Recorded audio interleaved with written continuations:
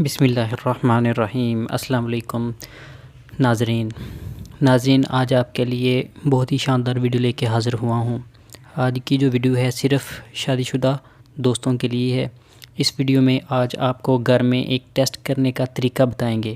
Video شروع کرنے سے پہلے آپ سبھی دوستوں سے ریکویسٹ ہے کہ اگر آپ میرے یوٹیوب چینل دیسی فٹنس ٹی وی پر نئے ہیں تو آپ میرے یوٹیوب چینل کو سبسکرائب کریں تاکہ ہماری ہر نئی آنے والی ویڈیو کا نوٹیفیکیشن سب سے پہلے آپ کو مل سکے۔ اس ٹیسٹ کو سیمن انالائسس کہتے ہیں۔ عام زبان میں سپرم ٹیسٹ یا منی کا ٹیسٹ یا مادہ منویہ کا ٹیسٹ بھی کہہ سکتے ہیں۔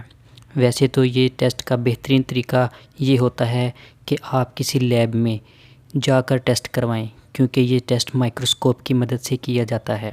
یہ آسانی کے ساتھ آپ مائکروسکوپ کی مدد سے سیمن میں موجود سپرم کو دیکھ سکتے ہیں اور ایک رپورٹ تیار کی جاتی ہے جس میں مکمل فزیکل ایگزامینیشن اور مورفولوجی دیکھی جاتی ہے، یعنی کہ سپرم کی کل تعداد، سپرم کی ایکٹیو حالت کی تعداد، سپرم، بیمار سپرم اور مرے ہوئے سپرم کے بارے میں بتایا جاتا ہے۔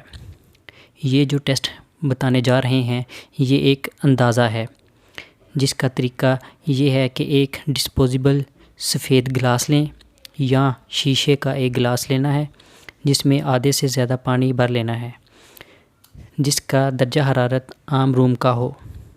اس میں اپنا ڈسچارج ایڈ کرنا ہے۔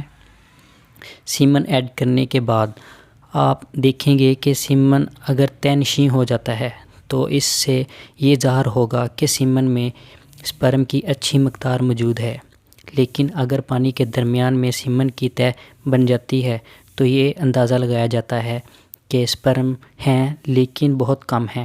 یہاں آپ کو میڈیسن کی ضرورت ہوگی۔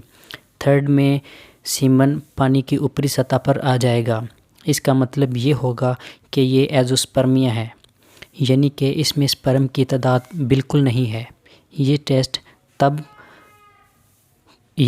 تب کریں جب آپ نے 7 دن تک کوئی عمل نہ کیا ہو، اس سے رزلٹ اچھا ملے گا۔ اس کے علاوہ بھی سیمن ٹیسٹ کے لیے بازار سے بہت ساری کٹس مل جاتی ہیں جن کی مدد سے آپ گھر میں ہی ٹیسٹ کر سکتے ہیں۔ اگر اس ٹیسٹ میں آپ کو سمجھ نہ آئے تو آپ اپنے ڈاکٹر سے مشورہ کریں تاکہ وہ آپ کا مسئلہ حل کر سکے اور آپ کا ٹیسٹ ایک اچھی پیتھولوجی لیب میں کروا سکے۔ اس طرح سے آپ کا مسئلہ ٹھیک ہو جائے گا اور آپ کی ٹریٹمنٹ سٹارٹ ہو سکے گی۔ سیمن انالائسس میں کسی قسم کا بھی مسئلہ نکل آئے تو پریشان ہونے کی ضرورت نہیں ہے، کیونکہ آج کے جدید دور میں اس کا علاج ممکن ہے۔ ایلوپیتھی، ہومیوپیتھی، روحانی اور حکمت میں بھی اس کا علاج ممکن ہے، اور بہت سارے اسپیشل ہسپتال بھی قائم کیے گئے ہیں جو اس بیماری کا مکمل علاج کرتے ہیں۔ امید کرتا ہوں آج کی ویڈیو بہت پسند آئے گی۔